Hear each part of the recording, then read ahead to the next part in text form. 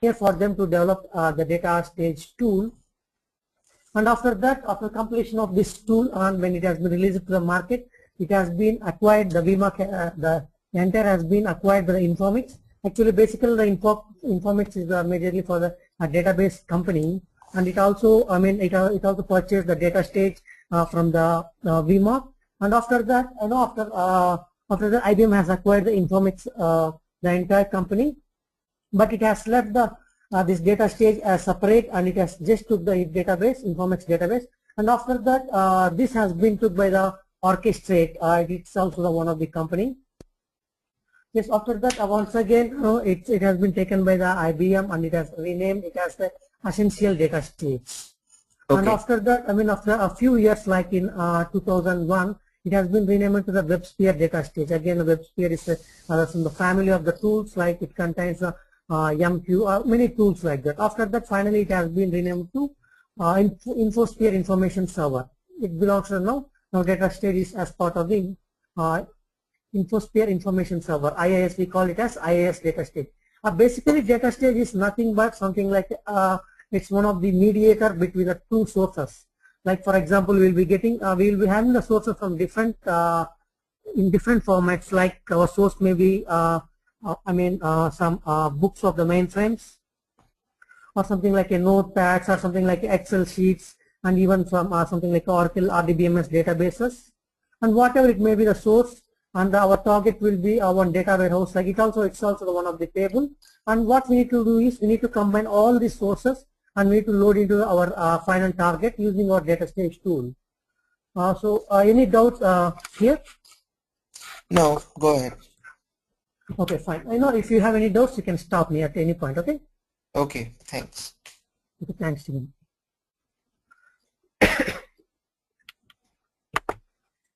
This is the major functionality here, and in between moving from this source to the target, our DATASTAGE tool mainly does the main job it is to do the transformations.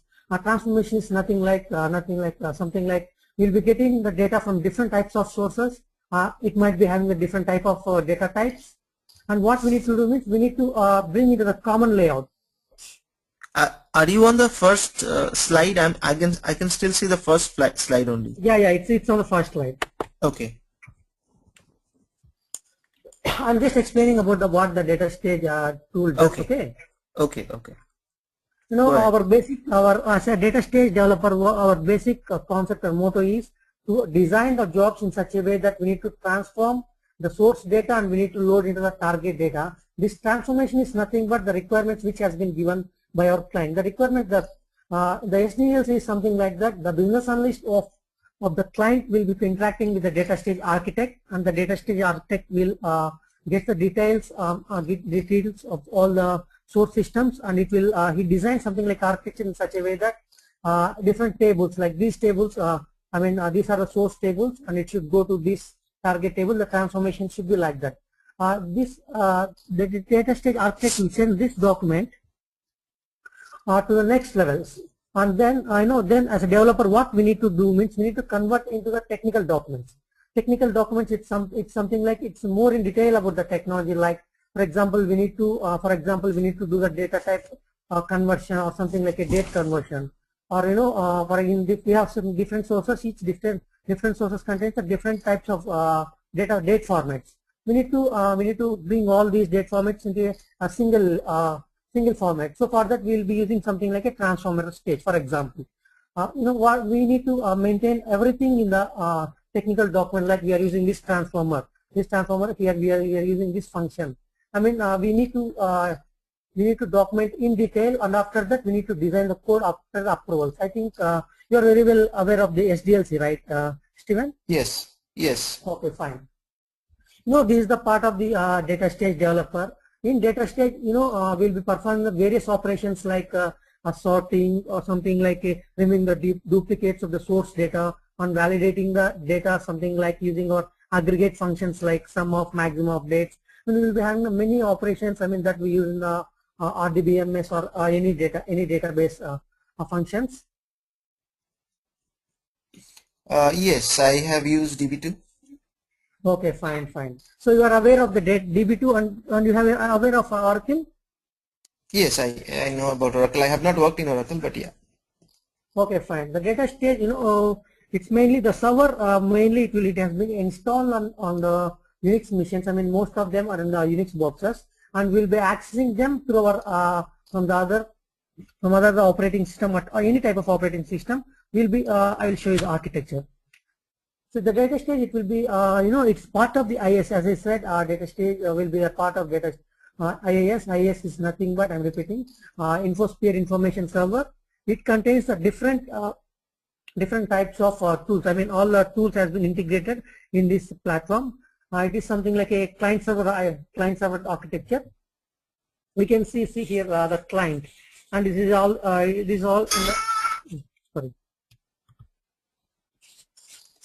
And this is in a server. It is the software which has been installed on the server. It contains majorly three: the services, repository, and engine. Engine is Okay. nothing but, I mean, yes, Steven, do you have any doubts? No, I said yeah. Okay, go ahead. Okay, fine. No, the engine is the major heart of the data stage. I mean, whatever the code we design, after that, when we click on the compile or the run button, the next step, from the next steps, all it has been taken care by our data stage engine.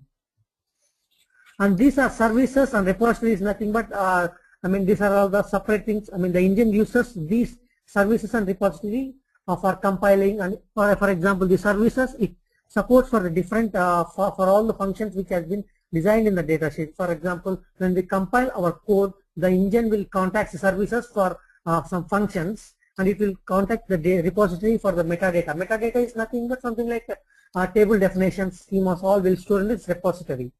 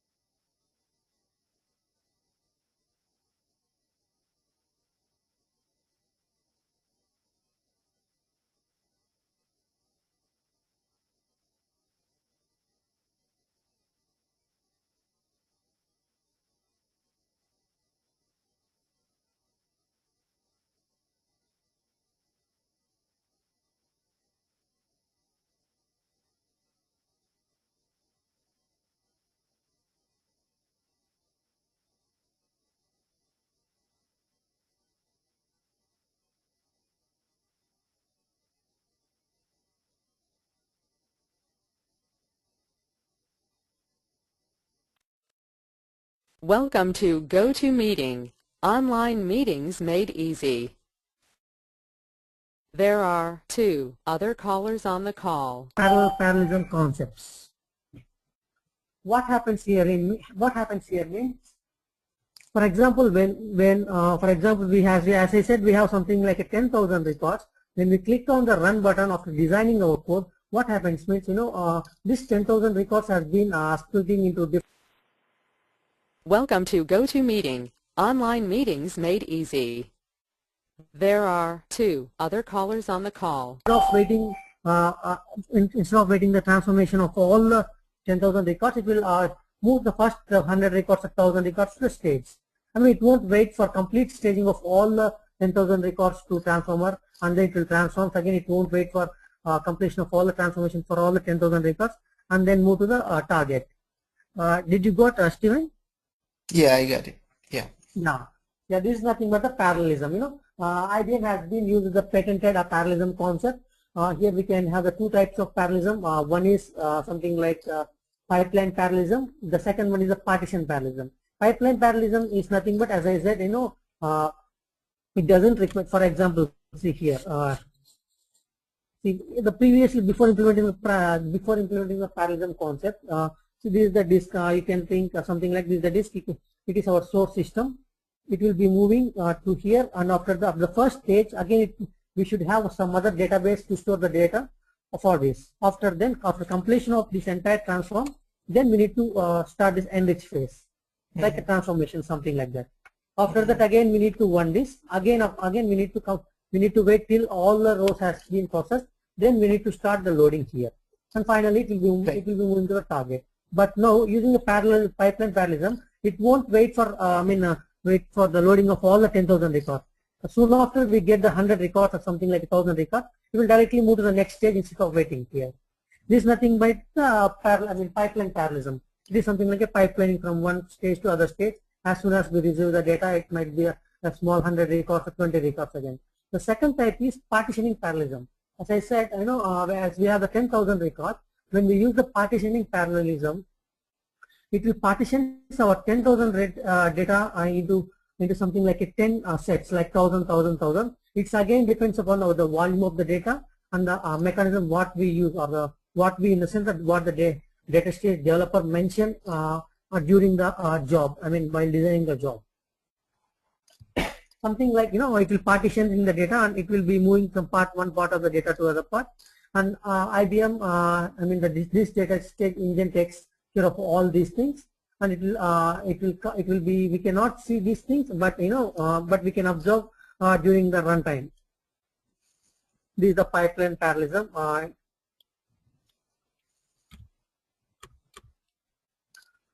These after combining the pipeline and partitioning parallelism. See here, the partitioning has been done here into 1, 2, 3, 4 sets, and after that, here you can see something like a repartitioning.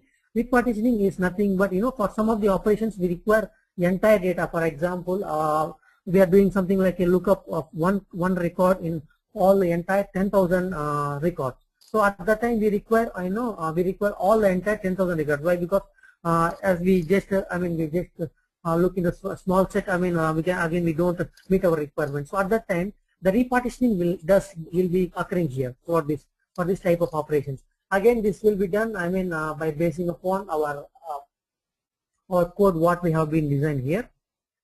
Yes, this is the 3-node partition. I said, the partitioning will happen. For example, we have the 3 nodes. The node is nothing but it's separate. We can think it's something like 3 separate subsets, or we can say, for example, we are having some we are something like a 4-tier architecture. We have 3 servers. We can think we can define each server as a one node. Node 1, node 2, node 3. In general, in all the production environments and most of the clients, they go for the 4-node configuration. It doesn't mean that they have the 4 servers. We can say that they have the 2 servers, and they can divide their disks into the 2 parts. One is and then they can define as a node 1 contains one part, node 2 contains the other part on the same server, and the second one will contain the other one. Any doubts still now, Steven? Yeah, I have one question. Yeah, the partitioning, and if you go to the next slide. Yeah. I understand the partitioning and the repartitioning concept, Okay. but the criteria for partitioning and for repartitioning and where it will happen, all these are designed by the developer. Yeah, one thing, the developer, he just needs, for partitioning, the data stage, IBM provides the something like a partitioning algorithms and collecting algorithms. The data stage developer, he just needs to mention what type of what type of partitioning we need to do. We have, for example, for partitioning algorithms, we have something like a key based or keyless. Something like a key based means something like hash partitioning, modulus partitioning. Depends. Based upon a single column, what we need to set. But it is not, if he doesn't know about, which partitioning we need to use, we have something like a partitioning mechanism, auto. Auto is nothing but the data stage engine, it will be automatically, it will select the optimistic partitioning algorithm based upon the stage and based upon the volume of the data. We need not to, scare about this partitioning, all these things. Okay. Yes. It's part of the notes. You got this node concept, right? Yeah. Okay, fine.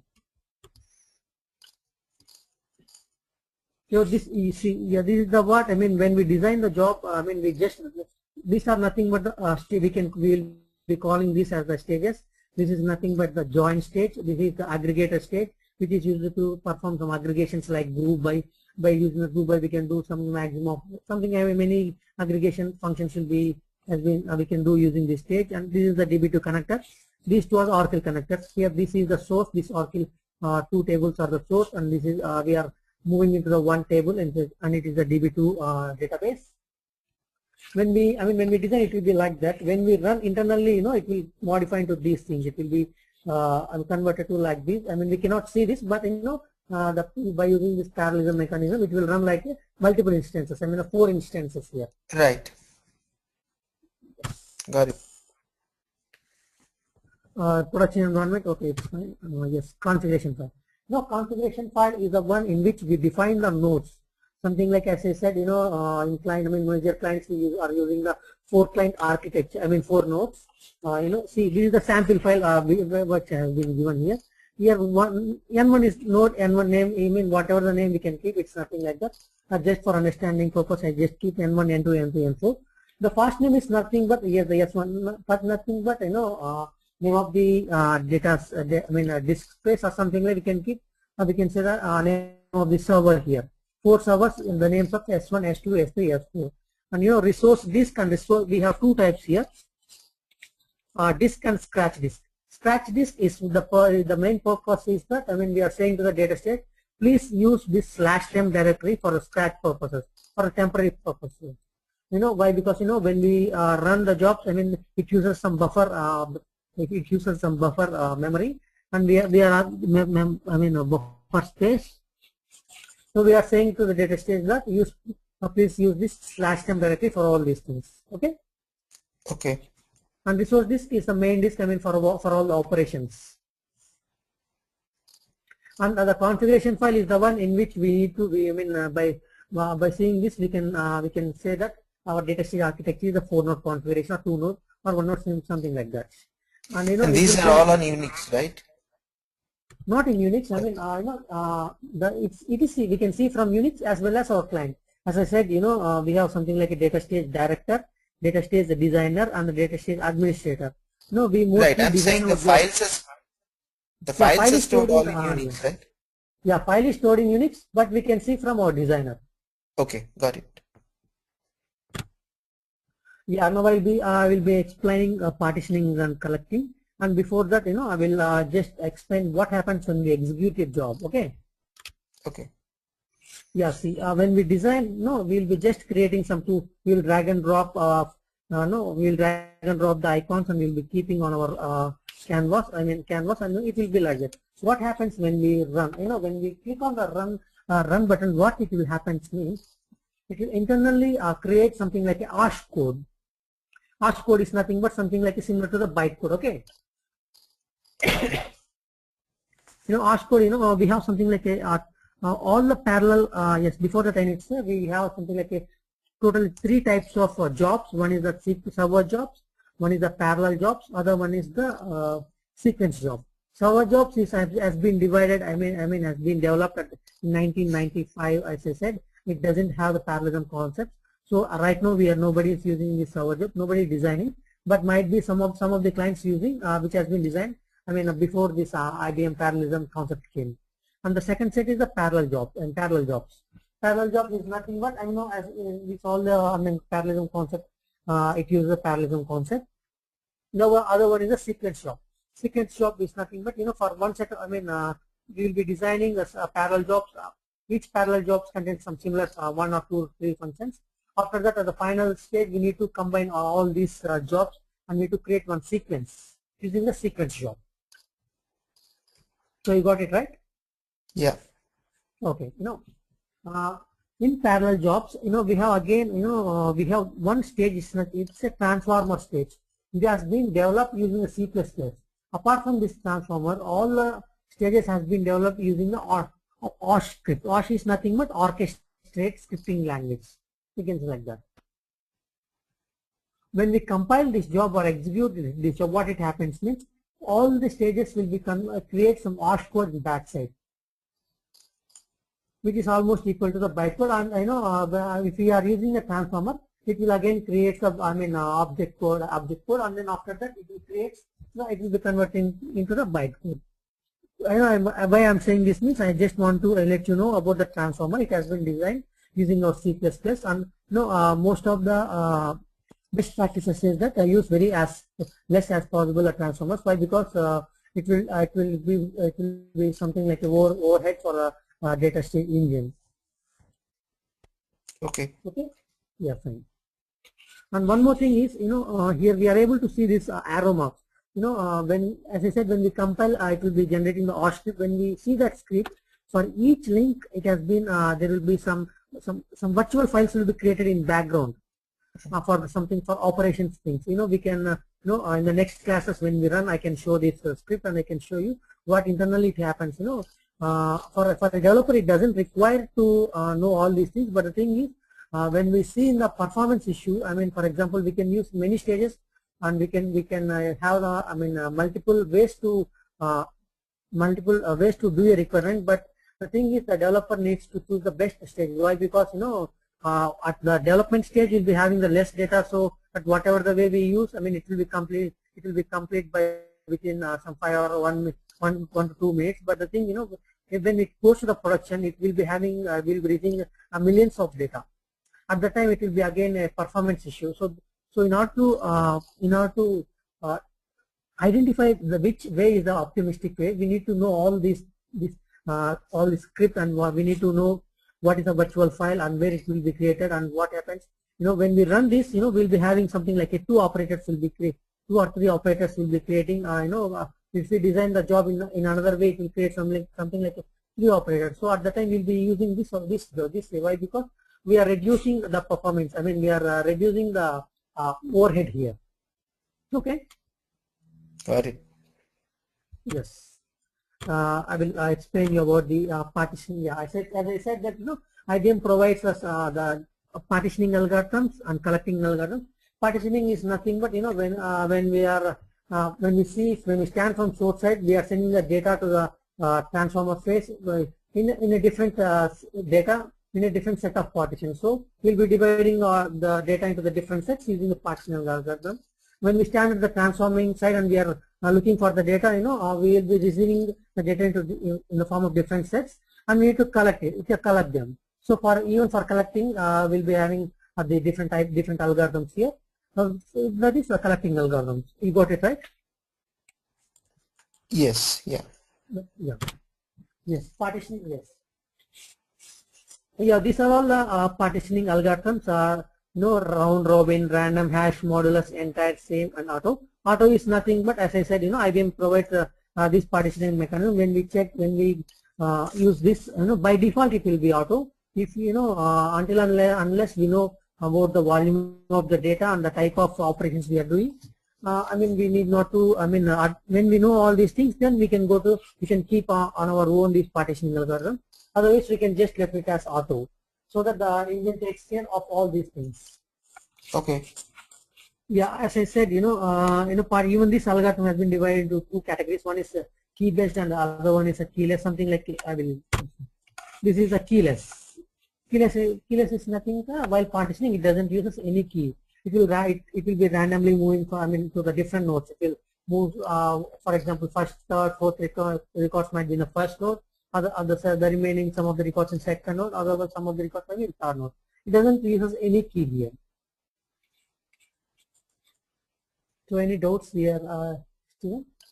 No, I'm good so far. Yeah. The next one is the same partition. Same partitioning algorithm is nothing but okay. I will explain this later. You can understand yes. Entire partitioning. As I said, and before I said that when we at the time of at the time of explaining about the parallelism, I have been informed sometimes we require the repartitioning. For example, we are using the lookup stage for performance of lookup operation. We require the data to be entire data to be in each and every node. Why? Because we require while lookuping we need to search entire 10,000 records for even for one record. At the time we will use this entire partitioning. So you got it right? Yep. Yeah. Okay. Yeah. Next one is the hash partitioning. Hash partitioning is nothing but it's a key partitioning. It's based upon some key is nothing but then we can keep one of the column as a key here. Based upon that key, this algorithm will work. The next one is modulus. It is also same as hash partitioning, but it takes something like it will perform the performance wise. Modulus partitioning. We prefer the modulus partitioning. Why? Because it is this is faster than the hash partitioning. No, this is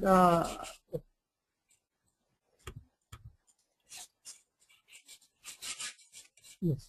So this is the logic what this algorithm uses. Partition equal to mod of key value.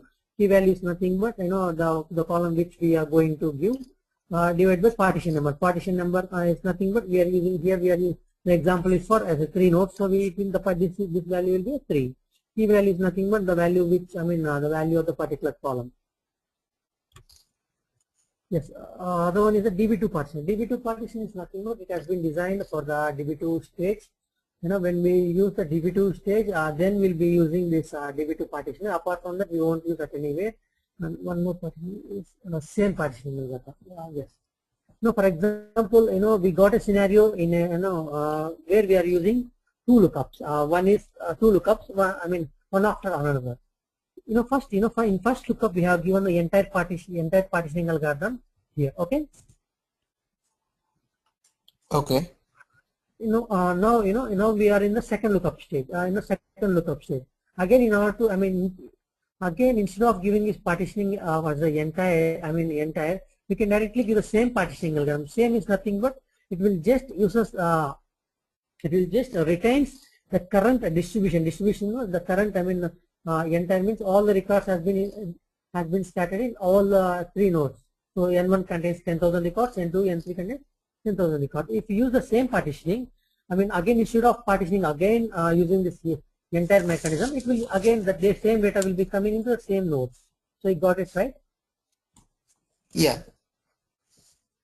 Yes, right. See, even here you can see the icon here. This means the same set of data goes to the same number of nodes here.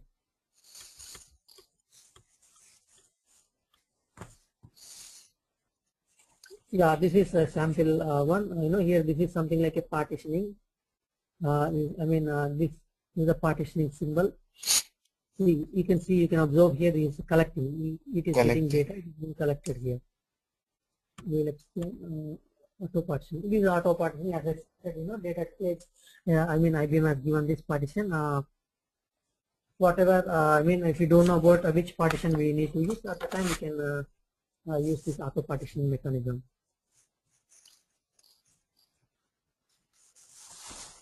Yes, collector method. Collector method. These are the algorithms which we are using for collecting the data.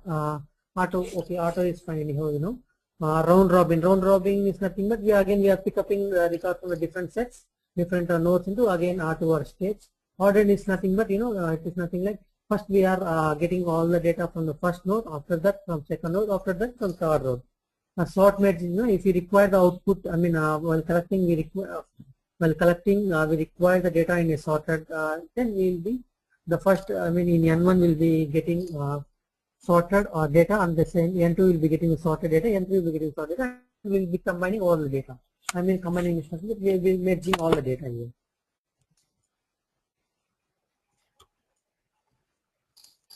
Yes, this is fine. My I will data set. Okay.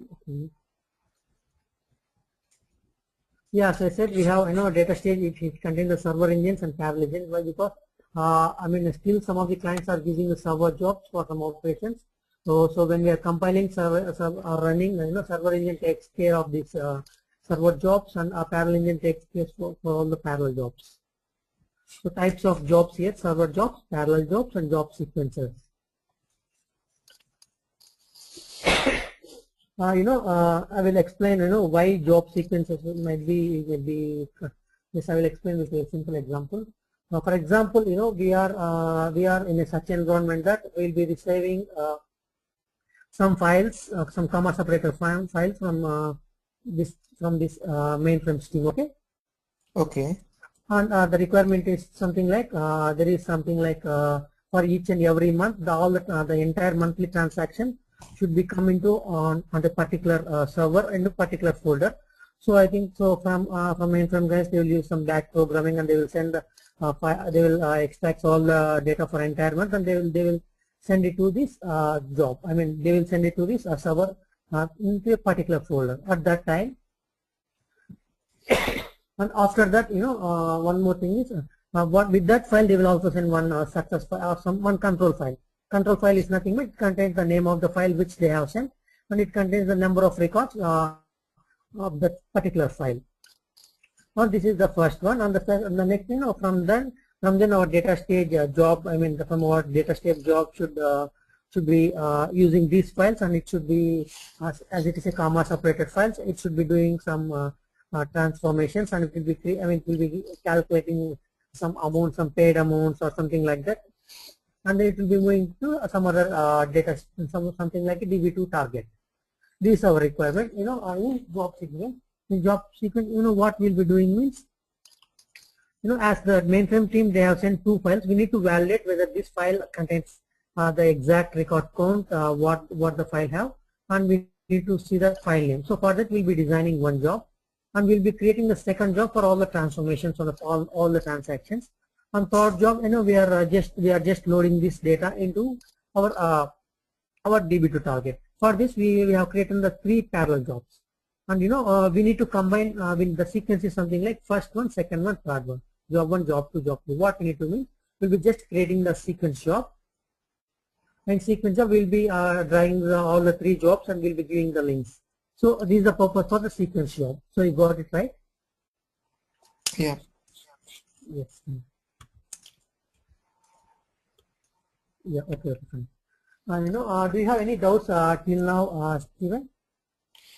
No. Some of the concepts are like I'm assuming you will go into deeper details in the actual course, so that's okay. Exactly. Yeah. But overall, I understand. Yeah, you overall, you understand about what is data stage. So now you are able to, you are able to say that what is data stage and why we are using it. You know, right? Yes. Yes. Yeah. I will explain one more thing.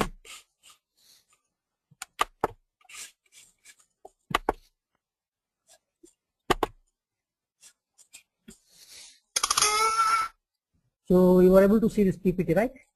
Yeah. Fine. So you are aware about what is data warehouse, what is all these things? No, not much. Okay, fine. It's not a problem. This is the normal data what we will be seeing in files. By seeing this, we cannot understand what this data is. And what we need to do means we need to change into this information. We can change by giving the column names, and it will become information. Here, so you can see that we will be calling this as the metadata. I mean, I think you know about the metadata. Data itself, data about the data.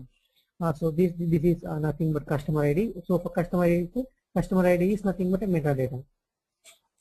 And these I know these all the open. These are by seeing this we can analyze this is what this column is customer ID. This is the date column. All these things we can get information whatever the informations may be the data. Might be the information in be something like a text file, something like a CSV files, Excel files, whatever it may be. The DATASTAGE can handle any type of sources. Even in the real time, most of the time, nowadays ERP is coming. So DATASTAGE supports to extract the data from different ERP systems, like even from SAP, SAS, many things, whatever it may be. It will be collecting all the data from different sources, and it will transform and it will load the targets.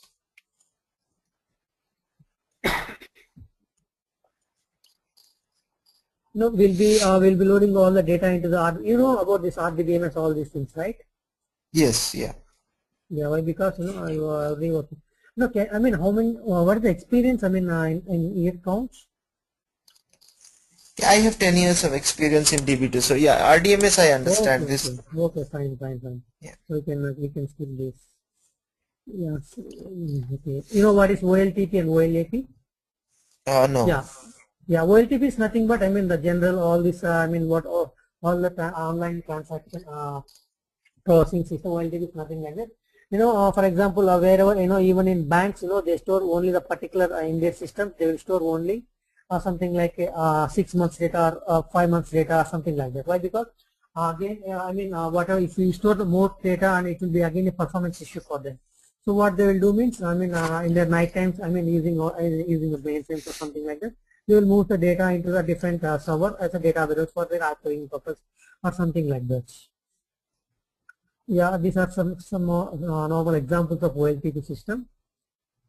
Yes, problems with OLTP is not for reporting. Yes, it is for the daily processing. It's for not for reporting, not for analysis.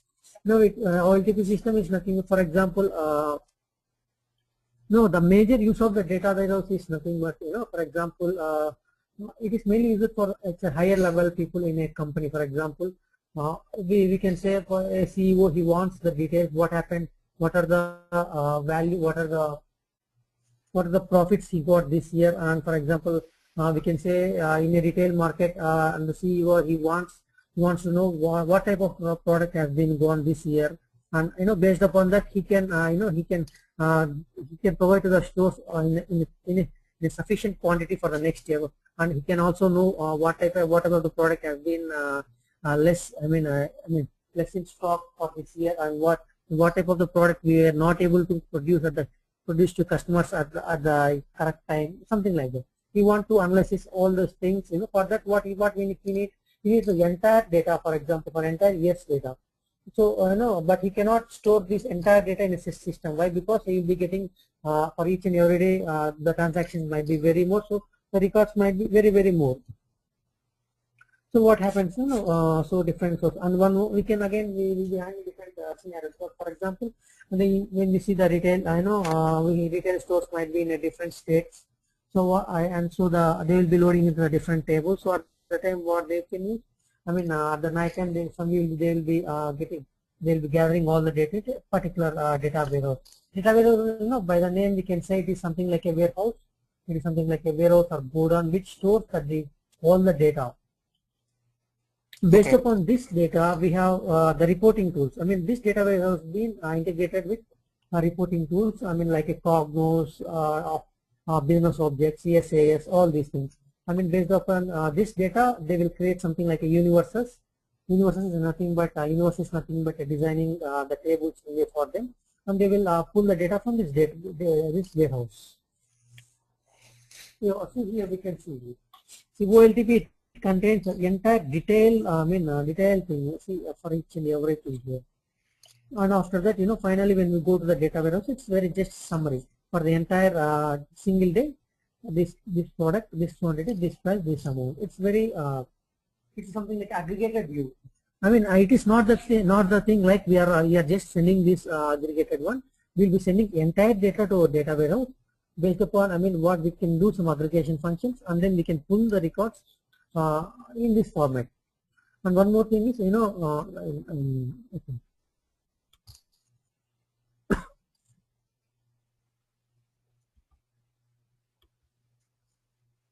Yes, these are the three main concepts we need to, I mean, we need to remember, or something like that.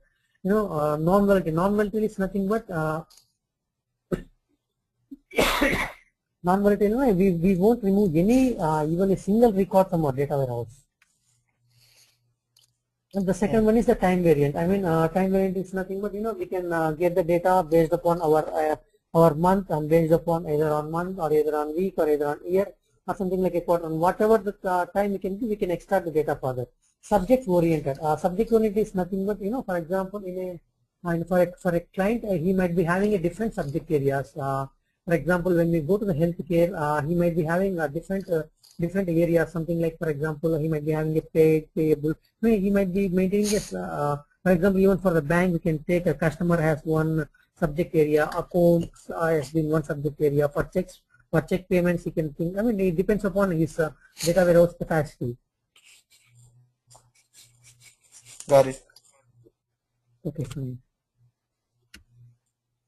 Yes, data mask. Data mask is nothing but, you know, it's a very, we can, as I said, in a subject area, we can maintain a data mart for each and every subject area. Data mart is nothing like, we can say it is a small data warehouse. And after that, we'll be, you know, we will be having something like a two data types, two types of data warehouse, dependent and independent, or we can call other things is, you know, first we'll be loading the data into the data marts. After then we can load it to the data warehouse.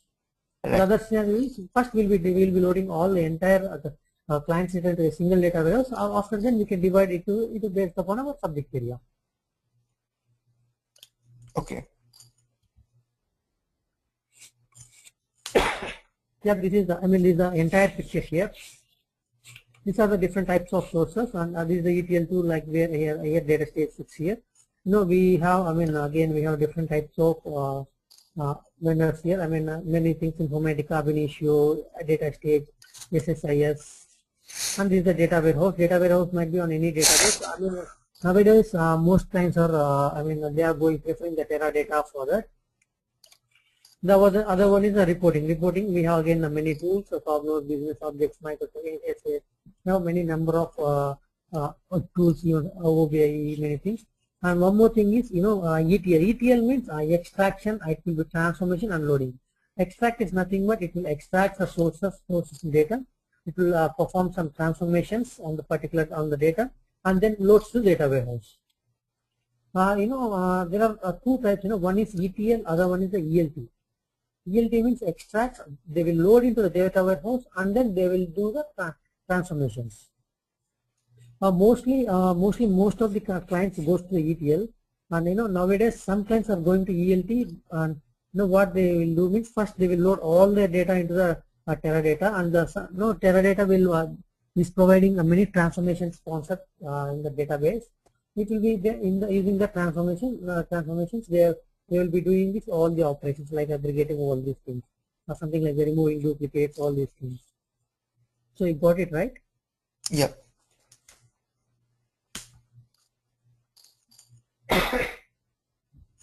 Yeah, this is the entire project life cycle. Data profiling, data quality. After that ETL. After that MDM. MDM is maintaining the metadata. Now we are in this data stage. This is a small example. Okay, we have given ETL and ELT. Data extraction sources. ERP sources.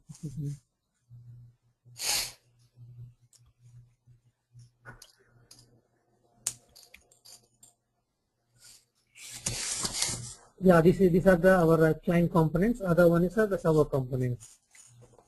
Designer, okay. Director, administrator. Other one is the web server console. It's nothing but using the web link, they can connect to the data stage. There is a sample screen while connecting to the data stage administrator. Here we can this is a sample screen. This is administrator's part. This is the designer window. These are all nothing but parallel jobs. We can the red color symbol is nothing but the parallel job. For server jobs, we will be having something like a green color, yellow color symbol. All the yellow colors are server jobs, red color are parallel jobs, and for sequence job, we will be having a green color for that. This is the aggregator stage, and this is the file. This is the sequential file stage. This yes, he is doing some aggregator transformation here. This is nothing but the director. When we run, we can see all the things. All the operations here one by one. Each and every step we can see here. When we get any error, this green will be going to the red, saying that aborted, and it contains the error message. And if we have any warnings, we'll be having something like a warning symbol, yellow color symbol. From when we click on that, we can see that warning message. Based upon this, we can check our errors and we can validate it. And one more way is we can also have the logs in our Unix server. Based upon that log also, we can do this error handling. Yeah, Steven, I am done with today's content. So, do you have any doubts? You can ask me. No, at this point, I don't think I have any doubt. So, you are comfortable with this training, right? Yes, so yes. One more thing is, we require, data statements. The practice is must and should. Why? Because in each and every stage, we'll be having, for example, when we are extracting the data from a source, it might be, we can expect the data might be in a comma separator or something like a. The field separator might be a different one, either comma or something like a colon. Depends upon the source. For example, now we are using the sequential file. In sequential file, we will be having a different options. We need to remember that. Remember is nothing but when we do the practice, we will automatically be remembering them. Not only for that, even for we require the practice to remember them. So I just want to say that practice is compulsory here, and if you want, I can also give some scenarios to you. You can also work it on them in your free time. Okay. Yeah, that's all from my side. If you have any doubts, you can ask me. Okay. Okay. Right now, I don't have anything. I will respond back in email. Yeah, I think this organizer will be calling you. For this, I think.